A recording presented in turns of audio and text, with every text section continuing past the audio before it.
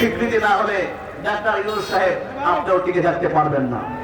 আমরা দেখেছি আপনি ইনিয়ে বিনিয়ে কখনো দিল্লির দিকে আপনার মুখ করছেন, আবার কখনো কখনো আমেরিকার দিকে মুখ করছেন।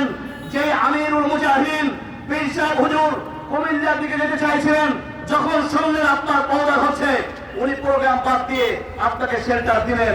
এই দাড়ি টুপিওয়ালা আপনাকে শেল্টার না দিলে আমি এখন ঘোষণা করতে চাই, যদি আমরা শেল্টার না দিই আপনার এক মিনিটও ক্ষমতায় থাকার কোন সুযোগ নাই।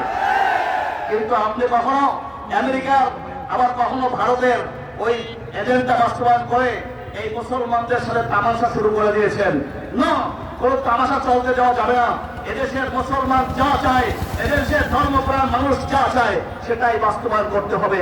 আপনারা দেখেছেন এদের একটা সমাবেশ করতে হলে মানুষের মাথা পিছু টাকা দিয়ে এরপরে মানুষদেরকে জমা করতে হয়। কিন্তু ইসলামী আন্দোলন বাংলাদেশের এই মানুষগুলো টাকার কারণে আসে নাই, এদেশের মানুষদের মুক্তির জন্য এসেছে। অতএব মুক্তির মূল মন্ত্র ইসলামী শাসনতন্ত্র, নেতা নয়, নীতির পরিবর্তন চাই। পীর সাহেব চরমায় রাষ্ট্র মিনাল্লাহি ওয়া ফাতহুল করিম।